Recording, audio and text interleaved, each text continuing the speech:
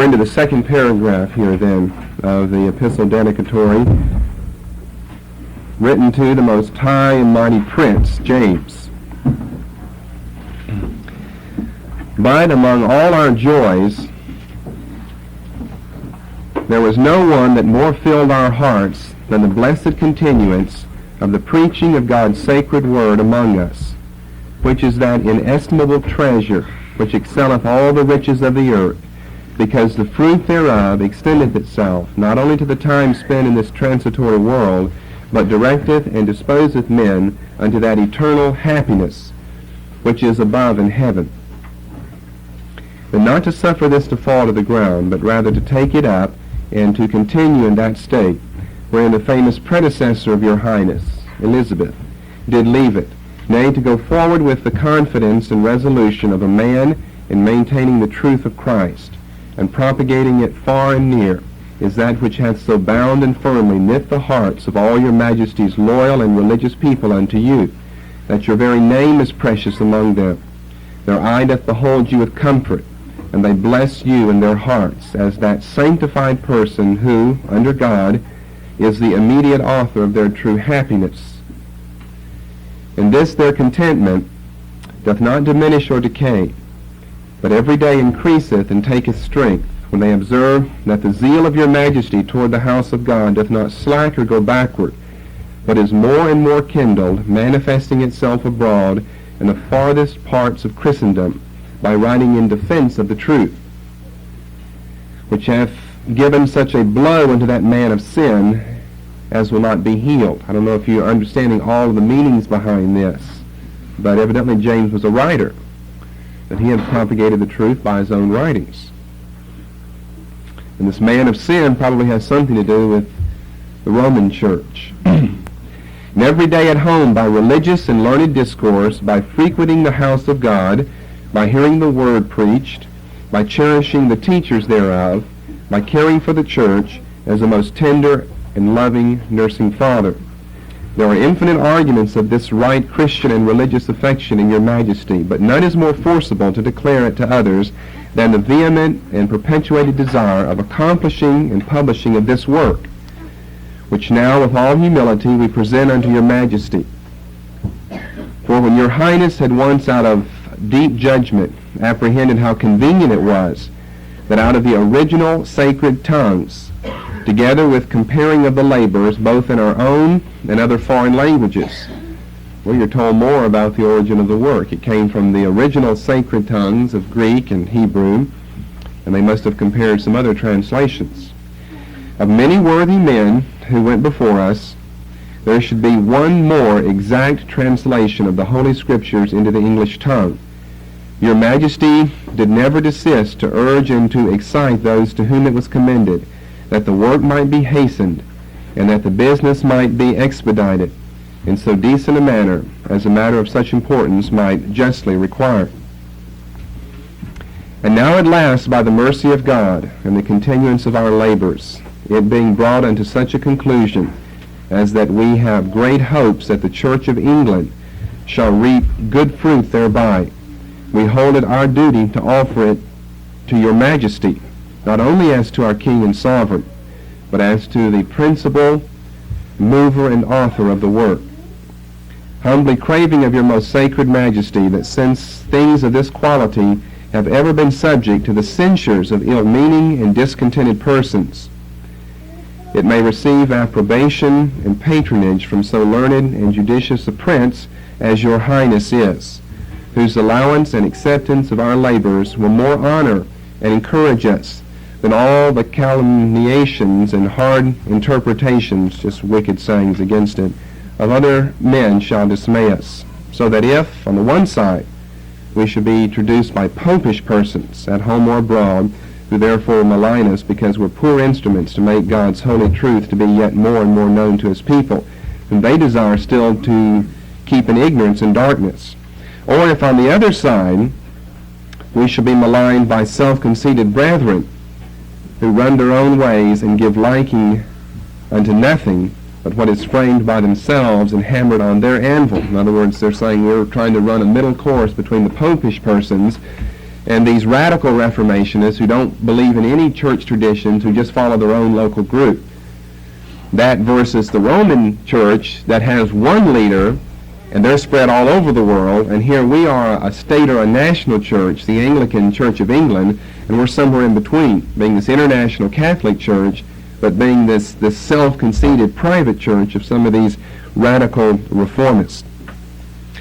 We may rest secure, supported within by the truth and innocency of a good conscience, having walked the ways of simplicity and integrity, as before the Lord, and sustained without by the powerful protection of your Majesty's grace and favor, which will ever give countenance to honest and Christian endeavors against bitter censures and uncharitable imputations.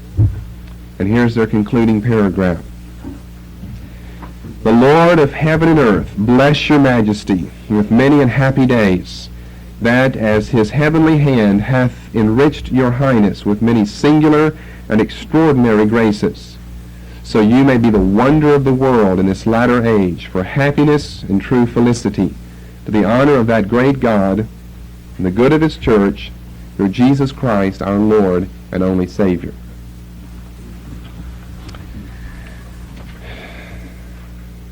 So just again this morning, who is this most high and mighty prince, and more particularly, what are some of these singular and extraordinary graces that God has so enriched James with, that he might be the wonder of the world in this latter age?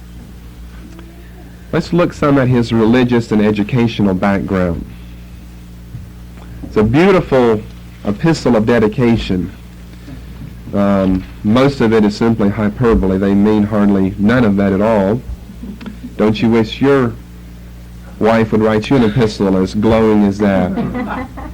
But aren't you glad your pastor doesn't speak in sentences as long as those? Now, James was trained very well in both the classics and theology, as I said last week, and I'll be a little more particular. From boyhood, he was regularly taught the Bible. Remember last week, Mary Stuart's his mother's a Roman Catholic, so he comes from a Roman Catholic background. He's King of Scotland for 36 years, James the Sixth, and he becomes James the First of England, where he rules for, about 22 years. He was a very able learner, a rather precocious lad, as they say. He was sickly as a boy, but his mind remained sharp. By the age of 20, he had written not only a whole collection of sonnets. We just read in the third paragraph, by writing in defense of the truth. Now, sonnets weren't in defense of the truth, but he was a writer. We could tell from that right away that King James must have been a writer. But he had translated some of the Psalms into verse. Not only did he write sonnets, but by the age of 20, he had rendered about 30 of the Psalms into verse, and he published this work when he was 20, and it was entitled, this was an interesting title, The Psalms of King David, translated by King James. One king doing some further work on the writing of an earlier king.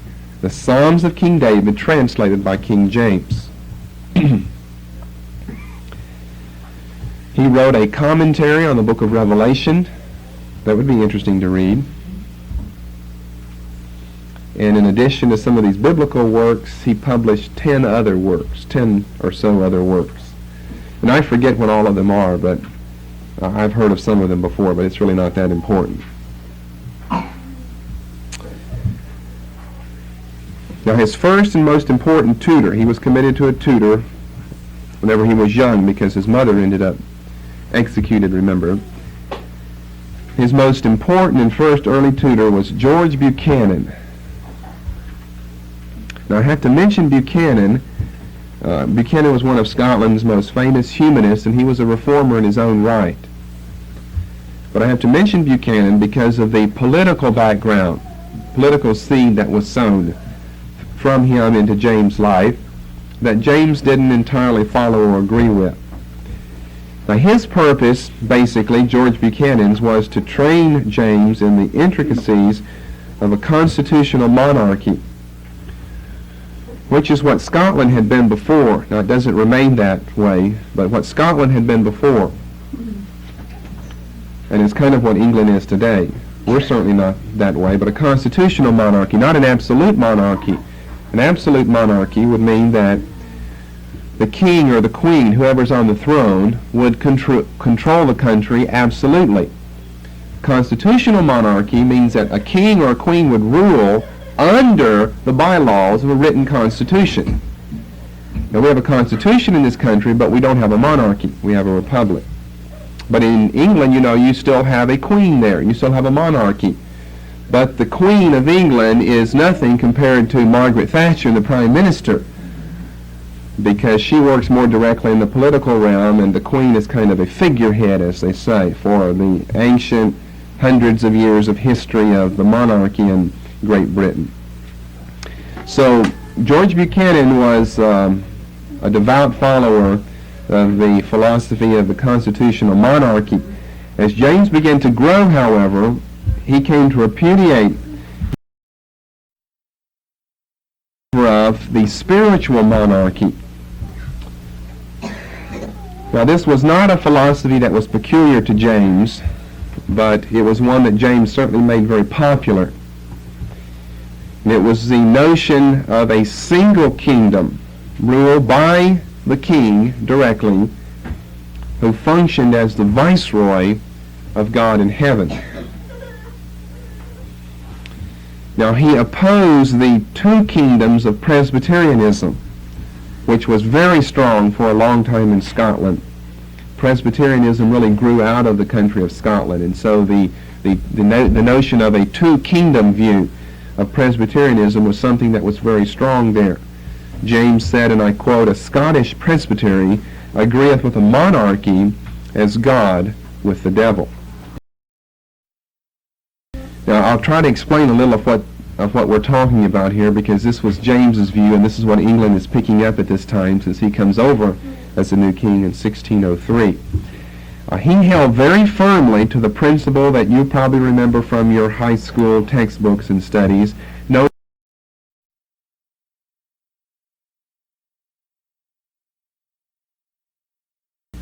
the divine right of kings. Have you ever heard of that phrase before?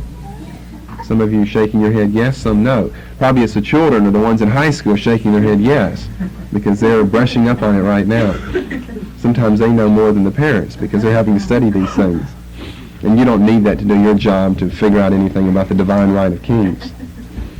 Well, the divine right of kings was an ancient, it's a philosophy, it's a political philosophy. It was ancient in England. It stated that an hereditary monarch had a God-given right to rule, and that the worst of crimes, as far as the people of a kingdom were concerned, the worst of crimes was to oppose the king. In other words, an hereditary monarch had the God-given right to rule. Now, we don't follow that philosophy here in this country. We believe that the man who's elected by the largest number of people is the one who is able to rule. I mean, Reagan's son, thank the Lord that his son is not going to be president after him. Especially one of them. But in England, we're talking about the first, the second, the third, the fourth, the fifth, the sixth, the Henry VIII. Notice all these numbers here? It's because descendants are on the throne. Descendants are on the throne. Now, sometimes it just happens that way, and sometimes they make sure that it happens that way. And then on other occasions, with someone like James, it actually is his political philosophy. I mean, it is a view that he has searched out, written a scholarly book on, and published in 1598. Known as the divine right of kings, that an hereditary monarch has the God-given right to rule. That as far as God is concerned, no one has the right, no one scripturally or spiritually is allowed to rule in that country but whoever is a descendant from the king or a descendant from the queen. And that the worst crime that a person could commit in that country is to oppose the monarchy. For the simple fact that if you oppose the monarchy and it's God-given, then you're opposing God. Now that's true. If you oppose the monarchy or you oppose a republic or you oppose a dictatorship or whatever, you're opposing God. But I don't know that that's the worst of all crimes, though, just to oppose some human leader like that. Now, the two-kingdom view of Presbyterianism, you're familiar with this, you're just not familiar with all of these terms here. The two-kingdom view is that there should be a separation between the political kingdom in that country and the spiritual kingdom. Now, we somewhat have that in this country, but not really, because we don't have one spiritual kingdom that's ruled over by one official state church here. So we really don't have the spiritual kingdom. But we do have, or at least the politicians strive to keep those two realms separate from one another.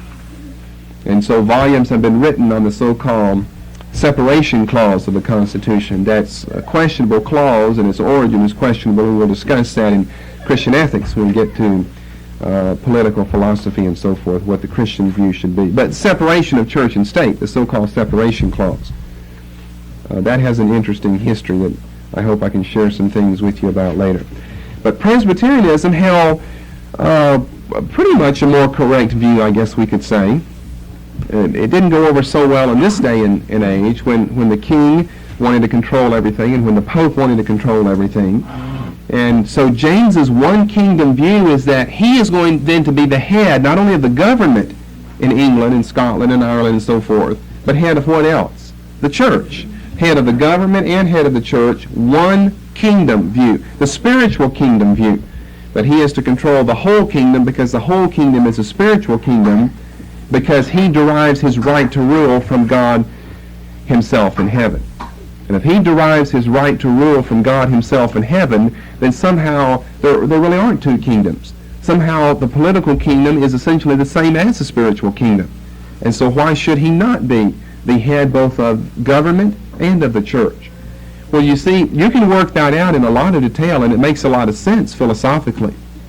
It can make some sense scripturally. If you get into the Bible and you find out that God tells us in places like Daniel chapter 4 that God is the one who puts on the thrones of the nations whomever he desires to rule. Well, if he does that, then maybe just kind of the whole thing is joined together, the political realm and the religious realm. But when you get in the New Testament, it doesn't really work out that way. The Old Testament, there was some semblance of it working out, but not as entire as some people would like to make it seem. So the one kingdom view that James is advocating is really no different than what the Roman Catholics held, a one kingdom view. That the Pope wanted to be not only head of the spiritual European world, the Church, the Roman Catholic Church, but head of the Holy Roman Empire instead of a Roman emperor, head of the Holy Roman Empire as well. And you know from European history all of the fights and struggles between the popes and the emperors of the Holy Roman Empire for control. Depending on how weak versus strong one versus the other was, one might end up bowing to the other. And of course, down through history, the popes have many times been in control, so that if the emperor of the Holy Roman Empire does something that he doesn't like, well, as we have in one occasion, he makes him come barefoot in snow and repent before Vatican. Now that's an awesome thing for a pope to be able to do, to control the man who controls the Holy Roman Empire. So that's a one kingdom view. The divine right of kings, I'm showing you some similarities. James's background is Roman Catholicism, remember. I'm showing you some similarities between his views and things that we know by other names in the Roman Catholic Church. His view of the divine right of kings, which is a hereditary philosophy.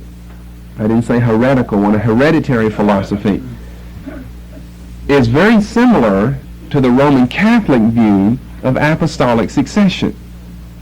Now, apostolic succession is not hereditary, but still it's one man directly, by means of laying on of hands, passing down the rule and all of the truth of the kingdom of God to the next man, one pope to the next pope. You've heard of that apostolic succession. It's not hereditary, but it's very similar to James's view of the divine right of kings. Now, that's some of his political background, so you know what he's thinking, what type of ruler he's going to be. He doesn't come in and say, you know, let's write a new constitution so that I can be bound by that and make sure that I do everything right for you people. This is his view. Now, it doesn't always work out in his rule, but this is what he would desire to work out anyway. Remember, he said that a Scottish presbytery agreeth with the monarchy as God with the devil. And so, in 1587, he was able to break much of the power of the Scottish nobility. In 1587, he was able to break much of the power of the Scottish nobility. And he imposed on them episcopal forms of government over the Scottish Presbyterian Church. Now, you know that the Episcopalians are not the same as the Presbyterians. So they did not go very much at all for this new form of government, an episcopal form of government versus a Presbyterian form. But because he was able to break the power of the Scottish nobility, and the Scottish, or in any case, the nobility are the ones that would like to have a constitution so that they can kind of sit as parliament so that they can serve as a check or a balance upon the king and his power.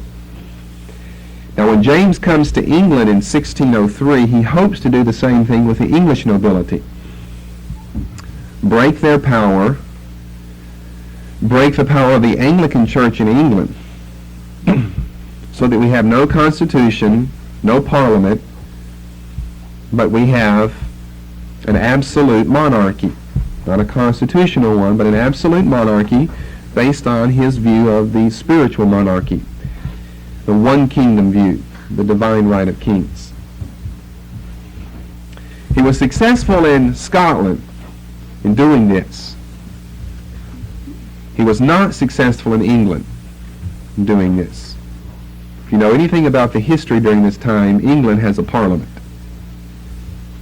And the parliament is more than just a group of puppets controlled by King James. But they have power themselves. He had some problems with the English people that thwarted and circumvented his desire to impose on them the same things he had imposed on his Scottish subjects. And I want to discuss these problems under two headings. First of all, things in his personal life, and then some political and religious mistakes he makes. First of all, under his personal life, and then some religious and some political mistakes that he makes. Now, I think you'll find a lot of this interesting. It goes back into some history, but it goes back into some very personal things as well. So let's begin with his personal life. Here are some things that caused him not to hold such a sway over the English people that he held over the Scottish people. First of all, whenever he came to England, the people laughed at him when they first saw him, and mocked him because he was not very regal in appearance, but he rather looked like an ass, so they said. He was rather stupid and goofy. Now, the last word is my word. I don't think they used words like that back in those days, but that would be a good term to describe him. He was rather goofy, like a big buffoon. Why was he thus? Well, maybe it could be argued that his studies kind of made him bookish and pedantic. And you know, studies will do that for some people. They can get their heads so deep into something that they just end up being weird and not very practical, and they can't really relate to anything or relate anything they know to anything. This seems to have happened to James. In his personal habits, he was said to be a slob par excellence. Your husband wouldn't be like that, would he? He picks up whenever he lays his clothes down, doesn't he? Well, this husband does. Well, he was a slob. You know, you come in and just everything is everywhere. Whenever he ate, he just let food dribble all down on his beard and drop down in his lap. And people were, as they say, grossed out over that. This is why he didn't go over very well in England. England was more of a stately, regal nation to begin with, and we don't want some fat, dribbling slob ruling over us. What they disliked the most was his exceedingly great vanity. They said two things of him. He looked in the mirror too often, and he talked as much as a parrot.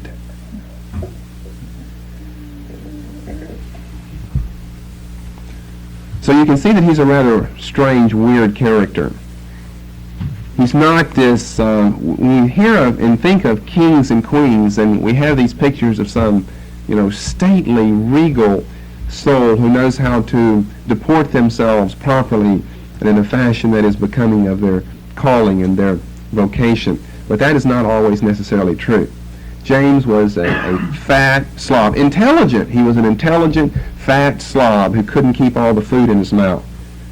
It was claimed that his tongue was twice the size of the average man's, and it was always flopping out of his mouth, popping out and then hanging back inside. That's the literal truth. That's what was claimed. So I'm trying to give you a good picture of why he didn't succeed very well with English people. Now, you've seen a big old horse's or cow's tongue, Well, they say this is the type of tongue he had. And it was just too big for his mouth. It was always hanging out. And whenever you see your dog, whenever he gets hot and tired, he just hangs out and just lays there. And this is what James is. Now, this is not an exaggeration. This is literally true. It should come before him to present a matter, and there'd be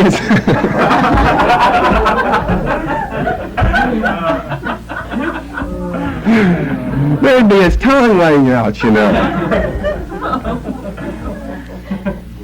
So you could see why he couldn't keep his food in his mouth. There was always things were popping out and squirting, It's one thing whenever we accidentally bite into an orange and it squirts your neighbor in the eye or something, but he just lets whole pieces of half chewed up meat just roll down his beard on the floor. So people didn't like him. They didn't think he was worthy of being a king. We're not going to let this guy rule over us. He doesn't have any manners at all. He didn't have any manners. He was intelligent. He had studied a lot. He had published numerous works by the time he's 20. But his personal appearance is one, basically, if I could sum it up in a word, basically of a slob. And as a matter of fact, King James was also a homosexual. And so since he was homosexual and it was rather well known by the people, then that's even doubly gross for a fat, ugly man who can't keep his tongue in his mouth to have relations with other men. You would just think, come on, someone needs to assassinate this one. But we wouldn't have had our Bible. It would have been named something else. King Charles is the next king, so it would be the King Charles version of the Bible, the KCV. There was a saying in his day. Now, this isn't a recent one. There was a saying in his day that King Elizabeth had been succeeded by Queen James. Now, I've told you about Elizabeth before. She was a very manly, mannish type woman. We think of Elizabethan England as these women with long skirts and flowing hair and heaving bosoms and all of this beauty, Well, she was a very mannish, manly type ruler. And James was a homosexual and liked to knit and things like that. And I guess it's all right if you like to knit and you're a male. Not really, it's really not, but we'll say it's okay so you're not embarrassed. But there was a saying in that day that King Elizabeth had been succeeded by Queen James. Now, what type of control do you think you're going to have over the people if behind your back they're all whispering these things? Yeah, we really like our new queen that we have now. That last king was terrible, Elizabeth. Now we have this great new queen that we call James. And so that was really a sign during that day that King Elizabeth had been succeeded by Queen James. So, enough on his personal life and appearance. I think I've described that well enough for you. Let's go on to some of his political and religious mistakes that occurred during his reign that served to alienate him right from the very beginning with some of the subjects, the English people. Because some of these things at the very beginning of his reign served to alienate him from the people, then he has a hard time establishing what he wants. It's impossible to establish what he wants to establish here, an absolute spiritual one-kingdom view monarchy. Now I have two things I want to discuss here under some mistakes that he made.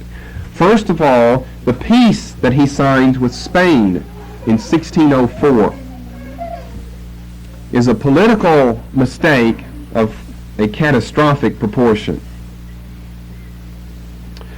James was a pacifist by nature. And you know what a pacifist is? One who's opposed to war. The only one to ever sit on the English throne up until this day. James was a pacifist by nature, the only one ever to sit on the English throne. Now, some people have explained this psychologically, and it may be somewhat true. Remember, he was the one inside his mother's womb that night. All of those men dragged her male secretary away and put all those dagger wounds into his body in the next room. And then that was caused by her jealous husband. And then another man killed her husband. And then she married the man that killed her husband. And then finally, Mary Stuart was actually executed by her jealous English cousin, Queen Elizabeth. So we have lots of deaths taking place during the time of James while he's still in her womb and when he comes out. And so some have explained it psychologically. That may be stretching a little far, that you're a pacifist by nature because all of these things have taken place. But whatever the explanation, in fact, he was a pacifist.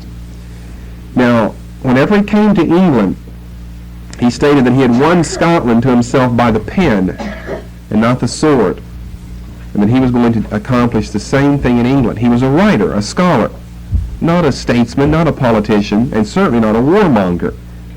So he said that he had won Scotland to him by the pen, and he's going to win England and the rest of the world to him by the same way.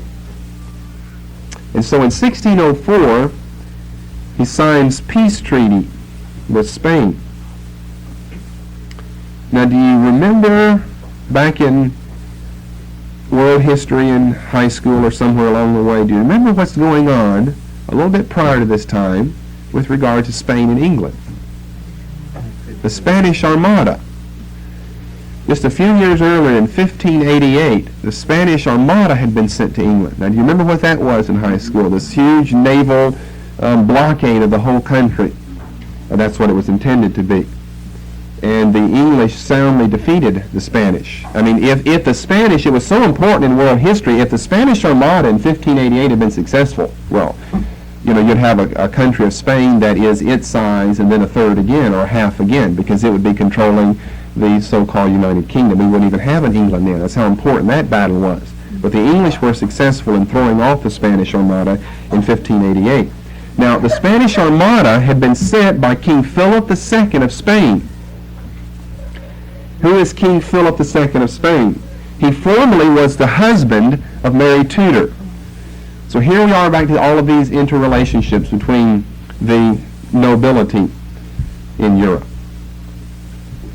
Now, if Spain had just sent in the Armada just a few years before, I mean, it was very fresh in the memory of the English people, then when a man comes from Scotland, he's a foreign man to begin with, and he comes to rule over your kingdom, and he then wants to make peace with an arch enemy of yours that just about tried to wipe you off the globe a couple of decades earlier, you don't like your king very well because that doesn't go over very well. Now for James, he was in Scotland when all this happened, so it's no big deal. The Spanish Armada was sent to overtake England, not Scotland, so it's no big deal to him. He doesn't have, you know, the inboard national animosity that all of the average local English people would have for the nation of Spain.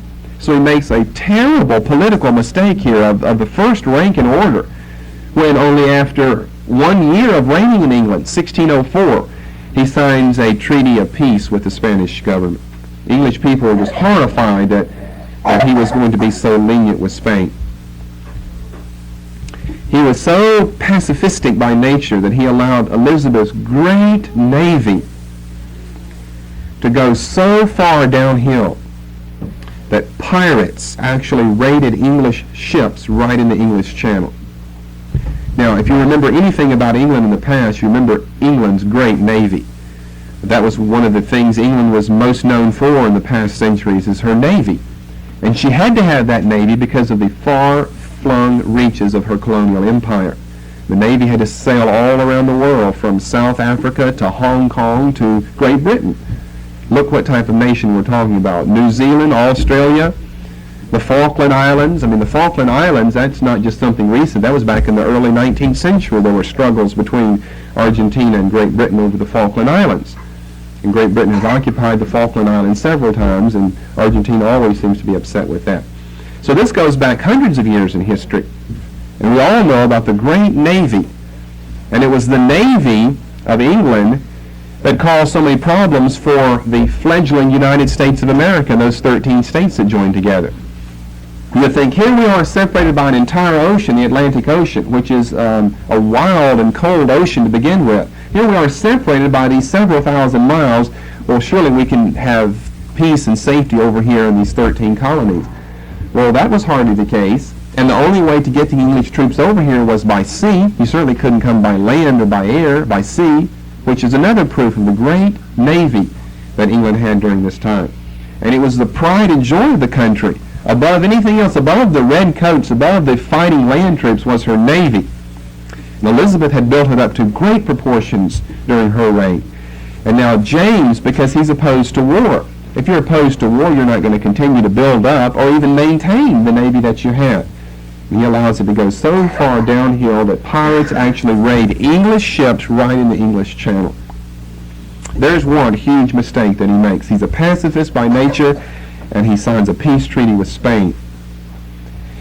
And the second mistake, this is a religious one that he makes, and which shows why he never exerts the type of control that was a potential for him over the English people, is the favor that he showed to Roman Catholics.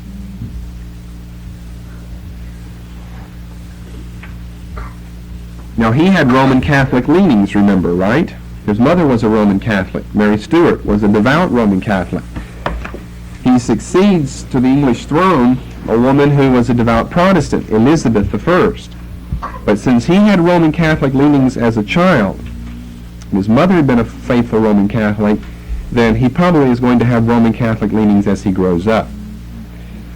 So in 1603, whenever he comes to England, he made great promises to the disenfranchised, disinherited, we might say, Roman Catholics, that he would restore some of their earlier privileges. Elizabeth has ruled for almost a half a century now, and that has just driven the Roman Catholics underground. And remember, we saw with Reims Douay College has driven some of them overseas, but of course a lot of them remain right there in England. Some of them go overseas and found a college in Douay, France. Well, this outraged the English people, because most of them, after this half a century rule by a Protestant king, Elizabeth, I'm smiling when I say king, then most of these people are going to be Protestant. Now, he makes some promises to the Roman Catholics of restoring some earlier privileges they had. He's never able to deliver these promises. Therefore, here's what happens. He has a two-pronged mistake here. In making the promises, he upsets the Protestants. In failing to keep the promises, he upsets the Roman Catholics. And here again is a mistake that should not be made by someone who is a king or queen. That is a mistake of the first rank and order. The only two peoples you have in your country are Protestants and Roman Catholics. And you have just set about very quickly and very swiftly to upset both groups of people. And so because the Roman Catholics are so upset, then we have, see if you've ever heard of this in English history, the famous gunpowder plot. You ever heard of that before? Okay, most of you haven't. Let me read some accounts here. I'll give it much detail of what the gunpowder plot of 1605 was. It was one of these, well, if this had happened then type of event, just like the Spanish Armada, having the potential of overthrowing England. If that had happened then, I wonder what the world would have been like. If the gunpowder plot in 1605 had been successful, then, as you'll see from this account of just exactly historically what the gunpowder plot was all about, I wonder what the world would have been like. Okay, I've just given you the background, what's happened here. He's upset the Protestants and the Roman Catholics.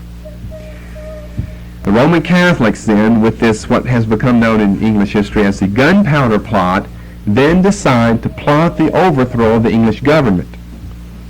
There are enough Roman Catholics around who are underground, and pardon the pun as you'll see in the story, but indeed they were underground, to band together and desire and conspire to overthrow the government, parliament, the king by murder.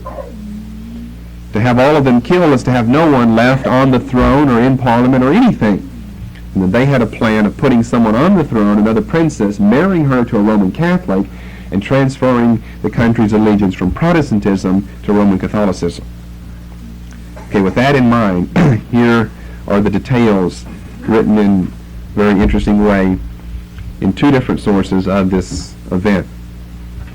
The physical preparations were made with great professional skill by men who had served as officers in the Spanish army in the Netherlands, and they included the placing of more than 1.5 tons of gunpowder, hence the name, the Gunpowder Plot, in 36 barrels concealed in March of 1605.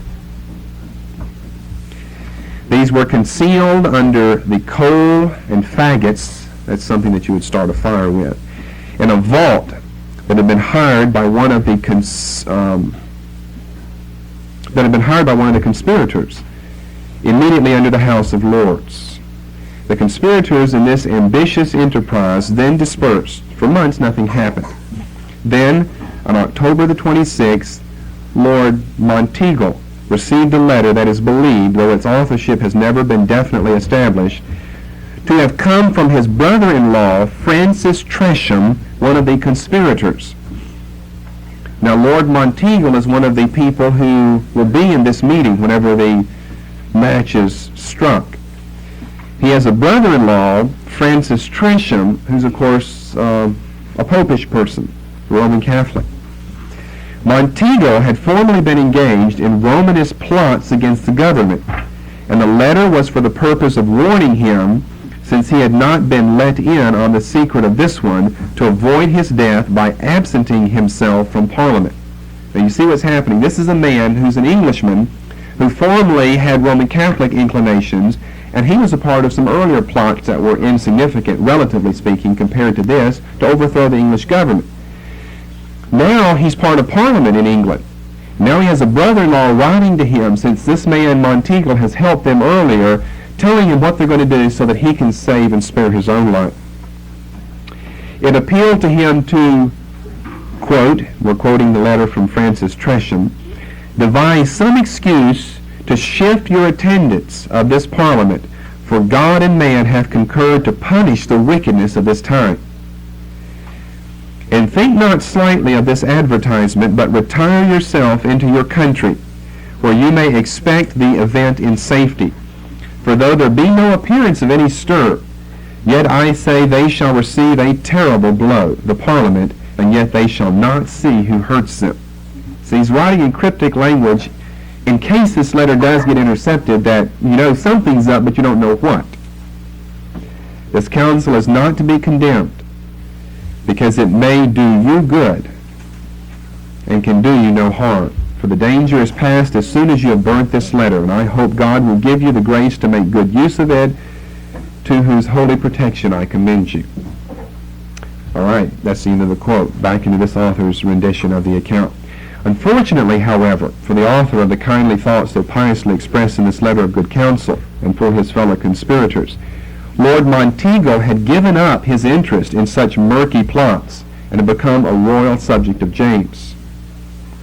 He therefore immediately showed the letter to some of the king's ministers. He first of all took the letter to Robert Cecil, who on November the 1st showed it to the king in a midnight meeting. The king, James, shrewdly surmised a good deal of what it meant. See, he's an intelligent man. On Monday, November the 4th, 1605, an agent of the royal party found in a cellar beneath the House of Lords a man named Guy Fawkes, disguised as a servant, beside piles of faggots, billets of wood, and masses of coal. The agent went away. Shortly Monteagle and one other came and talked, but gave no heed to Fawkes, who was still on guard, until they were about to go. In a conversation with him, he told them he was a servant of Thomas Percy, who to these men was a well-known papist.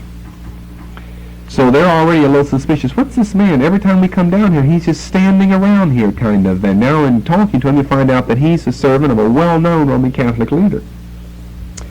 Still later at midnight, soldiers found Fawkes booted and spurred and with a lantern outside the cellar door.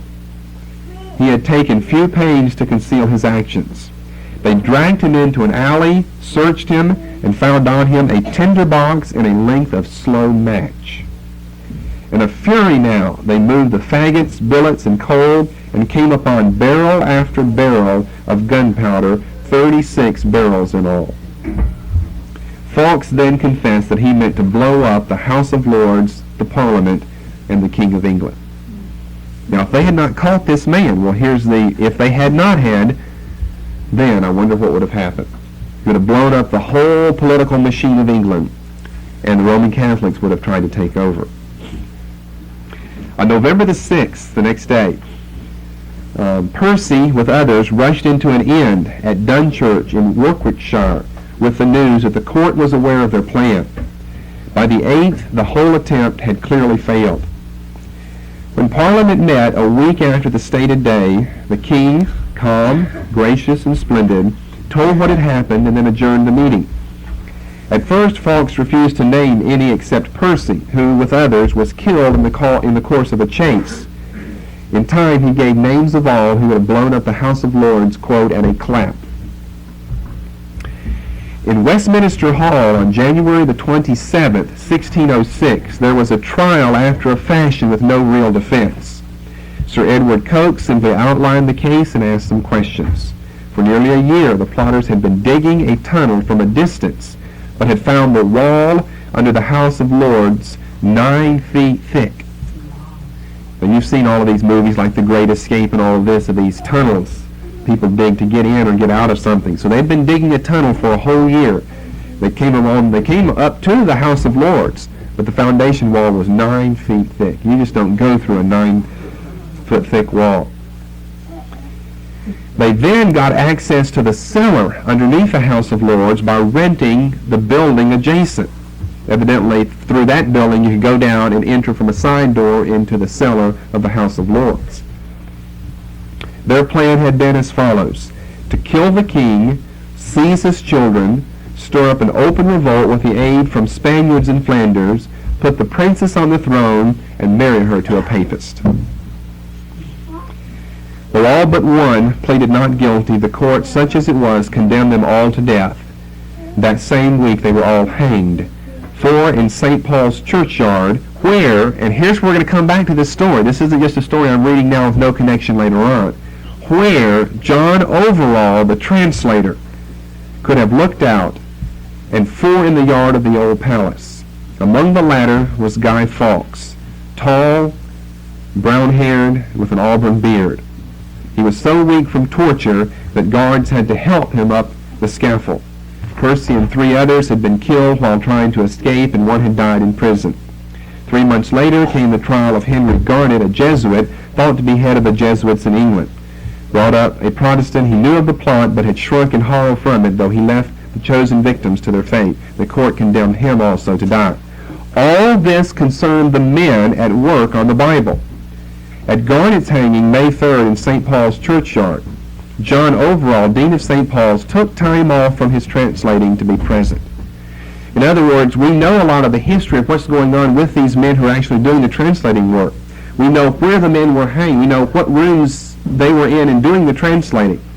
And it makes all the sense in the world, knowing what a great political event this was, for these men to either stop their work and actually go to it, or at least look out the window. And so here we've got someone, and when his hand is right here on, Job 19, we don't know exactly where he was, but as he's writing that, I mean, it's so interesting that you can make this connection to history. As he's writing that, he just stops because he looks out the window, and they're hanging these Roman Catholics here. So we're going to come back to this later, and I'll give you some more of the details of who was doing what. around this time. But that shows you that we know a lot about this history, and we can go back and make some connections here. And remember, the reason I'm pointing that out and the reason something like that is significant is because our conception of the Bible is just a group of saintly, holy, angelic type men who just did it, who didn't have any interaction or affairs in the world. That's not true. What were they? Adulterers? Homosexuals? What were they? Surely that's going to influence their translation here. Surely we can learn something from their translation if we can learn something about these men. And if we can learn something about the England in which they live, the affairs of what's going on, then we can learn something about the Bible itself. So back to our purposes this morning. Another mistake of the first rank that James makes is the favor that he shows to the Roman Catholics in granting them privileges and then saying, I don't have the power to fulfill it. And hence the gunpowder plot. And that is why England has had little to do with Roman Catholicism ever since. The Pope had shown his hand, and the English people didn't like what they saw. But the most immediate concern of James whenever he arrived in England was not Spain, was not the Roman Catholics, was not his own etiquette at the table. His most immediate concern was the settling of religious problems between the Puritans and the Anglicans. The Puritans had not yet left for New England. See, we are living in New England here, and those Puritans, there's a difference between English Puritans and New English Puritans. Those are English Puritans while they're still in England. They become American ones when they move here. So they're still in England. They haven't left yet. We're talking about 1603 right now. Not 1620, the Mayflower, but 1603. So we're 17 years prior to that great event down at Plymouth Rock in Massachusetts. Now, a word or two about the Puritans, the English Puritans. They have become a very important reformist group under Elizabeth's rule. I'm not going to do too much of a study of them. That would be a study in itself in church history. What is the origin of the English Puritan group in the church? Well, they don't go back any earlier than really Elizabeth's time. This is when they really began to form and became an important reformist group. Now I say reformist, and then I point you to their name, the Puritans. What they wanted to do was to purify the Church of England. They did not begin as a separatist group, but as a reformist group. And those are two entirely different things. Most charismatics out there, the ones who say that you should bloom where you're planted, are reformist groups. Let's try to reform this church that we're in, Lutheran, Episcopalian church, when we're filled with the Spirit. People like you and myself, we are separatists. We don't believe in that philosophy of bloom where you're planted and let's try to reform the church. We believe in separating from that because there's really nothing you can do. You just simply can't reform. They're those people. And history has proven this. The English Puritans became more than just Puritans, didn't they? Or how did they end up over here in the United States? If they were Puritans, they would just stay there and work to do what? To purify the old dead, formal, decadent, liturgical Anglican Church of England. They tried to do that for a long time.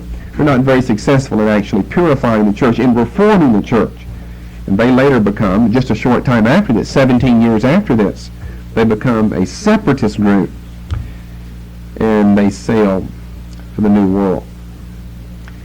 Now, the Puritans had become very opposed, especially to the ecclesiastical bishops in the country. Not the Roman Catholic ones now. We're talking about Anglican. But they still had their own ecclesiastical bishops. The Puritans actually met the king on his way from Scotland to England, presented him with a petition listing their grievances. And the king then decides to hold a court of the things, and here's what you'll always hear, pretended to be amiss. You'll always see that because that's actually worded from that very time. But you put that in quotation marks. Things pretended to be amiss. Now, just what that petition was, the things which it caused to happen, will be our topic next Friday night. So, we've introduced ourselves now in two messages to James, and that's as far as we need to go with him. Now we need to pick up the very first thing that happens, the very basic thing that happens, before he even arrives in England, before he even arrives at the palace. He is met on the way there by a group of Puritans, and they present him a very famous petition in English history. And just what that petition was, what it was all about, the things that it did, the things that it asked for, and the Hampton Court Conference that was called as a result of that will be our topic next Friday night for the petition, and hopefully next Sunday morning for the conference that was called.